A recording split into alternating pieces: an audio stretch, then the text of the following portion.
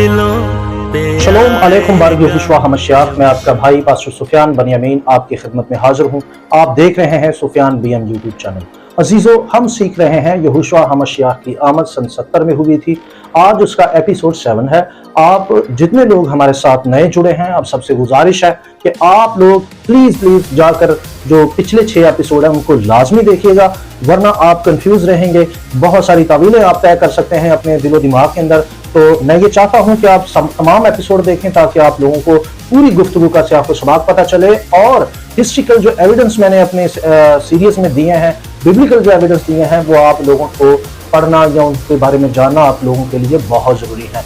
और जितने लोग हमारे साथ नए जुड़े हैं उनसे ये भी गुजारिश है कि अगर आप लोगों ने अभी तक चैनल को सब्सक्राइब नहीं किया तो आपसे गुजारिश है कि चैनल को सपोर्ट करने के लिए हमारे चैनल को सपोर्ट करते हुए चैनल सब्सक्राइब कर दें, और वीडियो के जो है नोटिफिकेशन के लिए आप बेल के बटन को क्लिक कर दें और वीडियो को दूसरों के साथ भी शेयर कर दें। सो बढ़ते हैं हम अपने मौजू की तरफ। और आज का मौजू, जैसा कि मैंने आपको बताया है, मत्ती की अंजील उसके 24वें बाब की आयत नंबर 30 पर तफसीर है। इसका एक हिस्सा हम पहले भी बना चुके हैं, ये उसका अगला हिस्सा है, और ये एपिसोड, इस सीरीज की एपिसोड जो है वो 7 है। सो खुदावंद आप सबको बरकत दे। शुरू करते हैं अपने मौजू को, तो आए शुरू करें। एपिसोड 6 के अंदर हमने मत्ती की अंजील उसके 24 बाब की आयत नंबर 30 पर मुफस्सल गुफ्तगू की, और उसमें हमने बहुत सारे मसावी हवाला जात जो इस हवाले के साथ हैं वो भी दिखाए। सो आज मैं आप लोगों के लिए यहीं से शुरू करूंगा और इसको हम कंटिन्यू करेंगे। मत्ती की अंजील 24 बाब आयत नंबर 30 आपके लिए पढ़ दूं, फिर हम आगे बढ़ते हैं। लिखा है, और उस वक्त इब्ने आदम का निशान आसमान पर दिखाई देगा, और उस वक्त जमीन की सब कौमें छाती पीटेंगी और इब्ने आदम को बड़ी कुदरत और जलाल के साथ आसमान के बादलों पर आते देखेंगे। यहूदी रहनुमा यहोशुआ हमशियाख से हमेशा ये दरख्वास्त करते थे कि वो हमें अपने जलाल और अपनी कुदरत का कोई निशान दिखा, ताकि हम ये यकीन कर लेंगे आने वाला मसाया वही है। अलामात या निशान के लिए जो यूनानी लफ्ज इस्तेमाल होता है वो है समीऊन। समीऊन यूहन्ना रसूल ने बकसरत अपनी अंजील के अंदर यहोशुआ हमशियाख के मौजज़ात के लिए इस्तेमाल किया है। सो ये लफ्ज समीऊन जो है खुद शनाख्त या तस्दीक के निशान की निशानदही करता है। उसने उनको दोबारा जी उठने का निशान दिया जब उन्होंने उसे कत्ल करने के लिए हवाले कर दिया था। यह निशान यहोशुआ के हैकल होने की मुशाहबत के साथ था। यहोशुआ ने जवाब दिया और उनसे कहा, इस हैकल को ढा दो और मैं 3 दिन में उसे खड़ा कर दूंगा। देखें यूहन्ना की अंजील 2 बाब आयत नंबर 19। फिर उसने यहूदी रहनुमाओं की अदालत की और उसने उन्हें उनकी शानदार हैकल को तबाह करने और यरूशलेम और यहूदिया को वीरान करने का निशान दिया, जिसने उसकी कुदरत और जलाल को साबित किया। मसाया ने उनको निशान ये दिया कि भाई यह हैकल वीरान होगी, यरूशलेम तबाह हो जाएगा, तुम्हारी सारी कौम फिरगिंदा होगी और कत्ल होगी। ठीक है, जिस तरह से मैंने पिछली दफा भी आपको हवाला दिया था और ये बताया था कि खुदावंद यहोशुआ हमशियाख ने उनको उनकी मौत की भी सजा सुनाई। और वहां पर हम देखते हैं कि सन 70 ईस्वी में 1.1 मिलियन लोग जो है, यहूदी लोग जो है वो कत्ल हुए, और 97,000 लोग जो हैं वो भाग गए और जलावतन हुए। सो लफ्ज कबाइल यहूदिया की सरजमीन के लोगों की तरफ इशारा कर रहा है। बनी इसराइल के कुछ लोग गलील के शुमाली इलाका में दोबारा जमा हुए थे, जहां मसीह ने अपना ज्यादातर वक्त गुजारा था। दूसरे ममालिक ना वो इस आफात से मुतासर हुए और ना ही इस तरह की मुसीबत से वो मुतासर हुए, और ना ही इब्ने आदम के उस इंतकाम से मुतासर हुए थे जो बनी इसराइल से लिया जा रहा था, बल्कि दूसरे इर्द गिर्द के ममालिक बड़े खुश और शादमान थे सन 70 ईस्वी के अंदर। सो ये जो हवाला है, जब हम इसका मतन देखते हैं, यूनानी मतन देखते हैं, तो मामला कुछ और होते हैं। यहाँ जमीन के लिए जो यूनानी लफ्ज इस्तेमाल हुआ है वो है जीस, जिसका मतलब पूरी जमीन नहीं है, बल्कि इसका मतलब है मुल्क या मुल्क की जमीन। इस तनाजर में ये यहूदिया की सरजमीन है। ठीक है जी, इसके लिए लफ्ज जो है जी भी है और जीस भी है। ठीक है जी, ये वही लफ्ज है जो मत्ती 2 बाब आयत नंबर 20 में इस्तेमाल हुआ है, जहां ये लिखा है कि उठ इस बच्चे और उसकी मां को लेकर इसराइल के मुल्क में चला जा, क्योंकि जो बच्चे की जान के ख्वाह थे वो मर गए। अब इस आयत का जो दुरुस्त तर्जमा है वो यूं होना चाहिए कि जमीन की यानी मुल्क के कबाइल अपनी छाती पीटेंगे। मुल्क के कबाइल क्या करेंगे? अपनी छाती पीटेंगे। दरअसल यहाँ जो लिखा हुआ है कि फिर जमीन के सब कौमें छाती पीटेंगे, ये तर्जुमा कमजोर है। दुरुस्त तर्जुमा ये है कि मुल्क के कबाइल जो है वो अपनी छाती पीटेंगे। ठीक है जी। सो लिहाजा यहूदिया के लोगों ने वाकई मातम किया जब उन्होंने मसीह को कुदरत और जलाल और ताकतवर फौज के साथ अपने खिलाफ बादलों पर आते हुए उसे देखा, और उन्होंने छाती इसलिए पीटी क्योंकि उन्होंने उसे छेड़ा था और वो ज़ारो कतार रोए, और उन्होंने वही निशानात होते हुए देखे जो मसाया ने बनी इसराइल कौम को दिए थे, क्योंकि वो निशान तलब कर रहे थे। तो मसाया ने दो निशान उनको दिए, दो किस्म के निशान। पहला निशान, मैं मुर्दों में से जिंदा हो जाऊंगा, और वो हुआ। ठीक है जी। फिर दूसरे निशान के अंदर जो कैटेगरीज हैं वो हैं हैकल का तबाह होना, बनी इसराइल की परगिंदगी और बनी इसराइल का हलाक होना, मुल्क का उजड़ जाना और हैकल की तबाही, और इस तरह से बड़ी मुसीबत जो ना दुनिया के शुरू से हुई और ना होगी। सन 70 ईस्वी में बिल्कुल वैसा ही हुआ। 1.1 मिलियन लोग कत्ल हुए और बहुत सारे लोग हजारों की तादाद से परगिंदा हो गए, जलावतन हो गए, और बच्चों को, छोटे छोटे बच्चों को कत्ल किया गया। फिर मसीह ने कहा था कि सब्बत दुआ करो कि तुम्हें सब्बत के दिन ना भागना पड़े, और याद रहे कि जिस दिन बनी इसराइल पर हमला हुआ उस दिन ईद फसा थी और हफ्ते का दिन था, यानी सब्बत का दिन था। और एक हमला इससे पहले हो चुका था और वो खिजा के मौसम में हुआ था, लेकिन वो हमला जो है वो इस मुल्क पर ना हो सका क्योंकि जो रोमी फौजें थी वो दरअसल बिना किसी वजह के, जिसकी वजह आज तक पता नहीं चली, कि बिना किसी वजह के वो वापस चले गई, और वहां पर जो मसीह पर ईमान रखने वाले लोग या कलीसिया थी वो उसी दौरान मौका उठाकर वो शहर से या मुल्क से भाग गए और वो पीला के पहाड़ों की तरफ रवाना हो गए। और इसीलिए तो लिखा है कि जो पहाड़ों पर हो वो वापस ना आए शहर में। ठीक है जी, वो वापस चले जाएं। ठीक है। सो लिहाजा और भी बहुत सारी बातें वो मैं आगे जाकर आपको अगले एपिसोड में बताऊंगा कि जो बातें मसाया ने मत्ती की इंजील 24 बाब में की हैं वो किस तरह से सन 70 में पूरी हुई और वो किस तरह से उनके साथ मैच होती हैं और कैसे वो पूरी होती हैं। सो लिहाजा हम आगे बढ़ते हैं और मजीद इन बातों को देखते हैं। ठीक है जी। यिर्मयाह 4 बाब की आयत नंबर 13 जब हम देखते हैं तो इस यहाँ बादलों का जो लफ्ज इस्तेमाल हुआ है वो बाबरी फौज की तरफ इशारा कर रहा है। जो मत्ती की इंजील में लफ्ज बादलों में इस्तेमाल हुआ है वो यिर्मयाह के साथ भी मुमासलत रखता है। वो कैसे? वो ऐसे कि जो बादलों में आने की निशानी यहोवा थी, वो जब भी आता था बादलों में आता था और बाज़ दफा बनी इसराइल को सजा देने भी बादलों में ही आता था। सो लिहाजा यहोशुआ भी बादलों में आया और बनी इसराइल को सजा दी क्योंकि उन्होंने यहोशुआ हमश्याह को रद्द कर दिया और उसे मसाया नहीं माना। सो आगे बढ़ता हूं। लिहाजा बनी इसराइल कौम जब भी मसाया को रद्द करेगी उनको सजा मिलेगी। याद रहे बाइबल मुकद्दस में जो है जितने भी गुनाह हैं वो गुनाह तो गुनाह ही है, किसी भी गुनाह को आप लें वो गुनाह ही है, लेकिन मसाया को रद्द करने का जो गुनाह है ये तमाम गुनाहों से बड़ा जुडाइज्म के अंदर तस्वर किया जाता है। सो आप देख लें कि जब उन्होंने मसाया को रद्द किया तो इसकी सजा बनी इसराइल को क्या मिली। इस तरह से जब आप आखिरी अदालत जब होगी यानी 1000 साल बादशाहत जब होगी तो उसमें भी उन लोगों को बादशाहत में दाखिल किया जाएगा जो शरीयत और मसाया को मानते हैं। उन लोगों को हरगिज बादशाही में नहीं लिया जाएगा जो मसाया को रद्द करते हैं।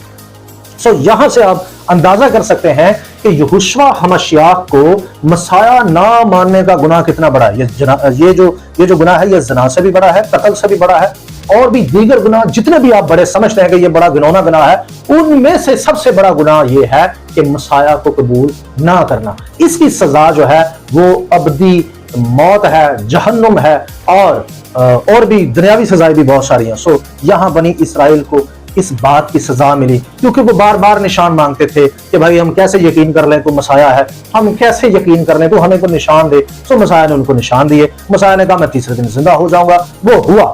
मसाया ने कहा तुम्हारी हैकल बर्बाद हो जाएगी, वो हुई। मसाया ने कहा तुम्हें परगिंदा कर दिया जाएगा, वो हो गए। मसाया ने कहा तुम बड़ी तादाद से कत्ल किए जाओगे, वो हुए। मसाया ने कहा सूरज चांद सितारे तारीख हो जाएंगे। सो बनी इसराइल के लीडरान जो हैं वो मारे गए, कत्ल किए गए, और बनी इसराइल के रबाई भी कत्ल हुए और कुछ परगिंदा हो गए और असीर हो गए। यानी बनी इसराइल के लीडरान को भी स्टार और सूरज चांद कहा गया है। वो उसके लिए बड़े हवाले जाते, इस पर मैं पूरी मुफस्सल वीडियो बनाऊंगा। अच्छा, उसके बाद ये कहा गया कि भाई इस नस्ल के तमाम लोग जो है इन सारी बातों को होता हुआ देखेंगे, और ऐसा ही हुआ क्योंकि ये नस्ल 40 साल तक मजीद जिंदा रही, क्योंकि ये वाकया 40 साल के बाद रूनुमा होना शुरू हो चुका था। और मसाया ने यह भी कहा कि भाई सब्बत के दिन ना भागना, वो भी मामला हुआ कि सब्बत के दिन तुम्हें भागना ना पड़े। माजरत के साथ मैं मसाया ने कहा कि दुआ करो तुम्हें सब्बत के दिन ना भागना पड़े। सो ऐसा ही हुआ कि जिस दिन रोमी फौज ने अटैक किया वो दिन ईद फसा का था और हफ्ते का दिन था, यानी जो है वो सबत का दिन पड़ा। उस दिन जो यहूदी कौम थी वो ईद फसा मना रही थी, और ईद फसा जो जिस कैलेंडर पर वो मना रहे थे उस दिन सबत का दिन था। और याद रहे कि मसाया ने पहले से कहा था कि दुआ करो तुम्हें सबत के दिन ना भागना पड़े, और फिर इसके अलावा उसने कहा कि दुआ करो तुम्हें जाड़ों में ना भागना पड़े। और आपको पता है कि 2 अटैक हुए। पहला अटैक जो है वो बिना किसी वजह के वो है रोमी फौजें वापस चली गई, उन्होंने यरूशलेम में लोगों को कत्ल या असीर नहीं किया, उन्होंने बनी इसराइल को कोई नुकसान नहीं दिया, बल्कि यहूदी जो है वो यूं उनको मालूम हुआ कि हमसे डर गए और ये वापस जा रहे हैं, तो यहूदी उनके पीछे जो है वो उनका पीछा करते हुए उनके पीछे गए। लेकिन उस दौरान जो मसाया के फॉलोवर थे वो सब भागे, जैसा कि मैंने पहले भी बताया। सो लिहाजा वो सारी बातें हुई, वो सारे निशान जो मसाया ने उनको दिए थे वो सारे पूरे हुए। और मसाया ने ये जो लफ्ज बोला है कि तब इब्ने आदम का निशान तुम्हें आसमान पर दिखाई देगा, ये वो निशान है जो यहूदी मांग रहे थे, ये वो निशान है जो फकीह फरीसी मांग रहे थे कि क्या निशान तू हमें देता कि हम तुझे मसाया कबूल कर लें। और ये सरदार काहिन ने भी पूछा कि हमें बता कि क्या तू ही मसीह है, तू हमें वसवसों में ना डाल, अगर तू मसीह है तो हमें साफ कह दे। वहां भी मसाया ने ये उसे निशान दिया, लेकिन यहूदी कौम ने एक्सेप्ट नहीं किया। और फिर मसाया ने कहा ये निशान जब पूरा होगा तो तब तुम लोगों की अदालत भी होगी, ये नस्ल हलाक होगी, ये नस्ल परगिंदा होगी, इस नस्ल को बड़ी सजा मिलेगी और तुम मार दिए जाओगे, परगिंदा कर दिए जाओगे, ये हैकल तबाह हो जाएगी, ये मुल्क तबाह हो जाएगा। लेकिन बनी इसराइल ने बिल्कुल नहीं सुना और मसाया को रद्द करने की सजा वहां पर बनी इसराइल को बड़े खतरनाक तरीके से मिलती है, जिसके लिए मसाया ने कहा कि ऐसी मुसीबत ना दुनिया के शुरू से कभी हुई और ना कभी होगी। सो हम वहां देखते हैं कि यूसुफीस भी अपनी किताब में लिखता है कि जिस तरह की मुसीबत सन 70 में बनी इसराइल पर आई, ऐसी तारीख में कभी भी बनी इसराइल पर मुसीबत नहीं आई। ये रेफरेंस आगे जाकर मैं आप लोगों को दूंगा और आप अपनी आंखों से इन रेफरेंस को पढ़ लीजिएगा। सो वैसा ही हुआ जैसा मसाया ने कहा, वैसे ही निशानात जाहिर हुए जैसे कि मसाया ने उनको दिए थे कि देखो ये मेरे निशान है, मुझे कबूल कर लो, मैं ही मसीह हूं, मैं ही तुम्हारा नजात दहिंदा हूं। अजीजों, मैं यहां एक बात करना चाहता हूं, मसाया की ये बातें क्यों हिडन की गई, क्यों छुपाई गई, क्यों उनको पस्से पर्दा डाल दिया गया? लोगों ने इस आमद को बिल्कुल भी प्रीच नहीं किया। पाकिस्तान के अंदर भी और यूरोप के अंदर बहुत कम खादमों ने इसको प्रीच किया, अपनी वेबसाइट्स और अपनी किताबों में लिखा, लेकिन बड़ी तादाद से इस तालीम को छुपा दिया गया। वजह क्या है? वजह यह है कि यहूदियों ने भी इस तालीम को छुपाया। उसके बाद क्रिश्चियंस अकायद में भी हम देखते हैं कि बहुत सारे लोगों ने इस अकायद को या तो वो जानते नहीं और या इसे जानबूझकर छुपाया गया। वजह क्या है? वजह यह है कि जैसूद ग्रोह नहीं चाहता कि लोग यहोशुआ हमश्याख को कबूल करें, क्योंकि यहोशुआ हमश्याख ने अपनी आप को मसाया साबित करने के लिए यहूदियों को यह निशान दिए थे, लेकिन उन्होंने ये एक्सेप्ट नहीं किए, उन्होंने ये कबूल नहीं किए, बल्कि मसाया ने यह कहा कि अब अगर तुम मुझे कबूल नहीं करोगे और ये निशान जब जाहिर होंगे तो तुम्हारे साथ अदालत भी होगी। इसी तरह आज तक लोग उसी रवश को यहूदी लोगों में और इसके अलावा जैसूद ग्रोह जो है और उसमें बड़ी तादाद ऐसी है जो मुंह से मसाया का इकरार करती है, लेकिन इन बातों को छुपाया गया है ताकि लोग मसाया को कबूल ना करें, लोग मसीह को ना माने, ताकि न्यू वर्ल्ड ऑर्डर का जो प्रोग्राम है वो पाया तकमील तक पहुंच सके। वरना ये बातें अगर इनकी प्रीचिंग की गई होती, इनको बताया गया होता कि जैसी नबूवतें मसाया ने की थी वैसी ही पूरी हुई, वैसा ही हुआ, लफ्ज बा लफ्ज, हुर्फ बा हुर्फ सन 70 में यह सब कुछ हुआ और मसाया ने यह साबित किया कि आने वाला मसीह मैं ही हूं, मैं ही बनी इसराइल का और पूरी दुनिया का नजात दहिंदा हूं। इन बातों को इसलिए छुपाया गया ताकि दुनिया बड़ी तादाद से मसीह पर ईमान लाकर तौरात की पैरवाई ना करे और लोग निजात ना पाए। ये असल में ये बड़ा प्लान, ये बड़ा गंदा प्लान किया गया, जिसको मैं एक्सपोज करूंगा और इस पर एक पूरी सीरीज में जो है वो आप लोगों के लिए शुरू करूंगा। और ये कैसे, ये कहां से ये अकीदा आया फ्यूचरिज्म वाला, ये किसने इजाद किया, क्यों किया, पीछे रीजन क्या था, ये सारी बातें मैं आप लोगों को बताऊंगा। लिहाजा अजीजों, यहोशुआ ही मसाया। पाकिस्तान के अंदर बहुत सारे लोग मसाया को छोड़ रहे हैं, वो हमाकत कर रहे हैं मसाया को छोड़कर। यकीन जाने जो सन 70 में इसराइलियों का हुआ हाल, वही हाल तुम्हारा होगा।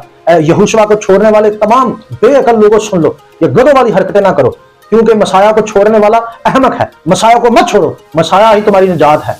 ऐसे ही लोगों की बातों में आकर मसाया को छोड़ने वाला अहमक है, क्योंकि यहोशुआ ही मसाया, उसने जो कुछ कहा वो सन 70 में पूरा हुआ। पाकिस्तान में एक ग्रोह है जहां ज़िया कॉलोनी में, जो कि अहमकों का ग्रोह है, वो ग्रोह अपने आप को कहता है कि हम नए अहद को छोड़ रहे हैं, उसको हम नहीं मानते, हम उसे रिजेक्ट कर रहे हैं, क्योंकि जी मसाया की जी ये जो 24 वाली जो नबूवतें ये पूरी नहीं हुई।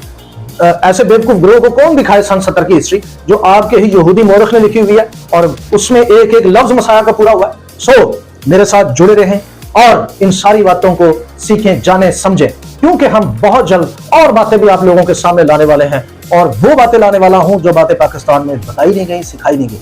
यहोशुआ हमाशियाह से जुड़े रहे हैं, वो आपकी निजात, आपकी सेफ्टी है, आपकी मुहाफ़ज़त है और हमेशा की जिंदगी उसी की वसीला से है। उसने बनी इसराइल को भी निशान दिए लेकिन बनी इसराइल ना मानी। सो पाकिस्तान में जितने लोग मुझे देख रहे हैं, सुन रहे हैं, जल्दी करें, तौबा करें, निजात हासिल करें और मसाया के साथ चलें और तुर्रीयत को माने। ठीक है, खुदावंद आपको बरकत दे। मिलते हैं अगले एपिसोड में। अगर आप में से हमारे साथ कोई नए हैं तो वो चैनल को सब्सक्राइब कर लें, बेल के बटन को ऑल पर क्लिक कर लें और हमारे साथ जुड़े रहें। मिलते हैं अगली वीडियो में। शलोम अलैकुम।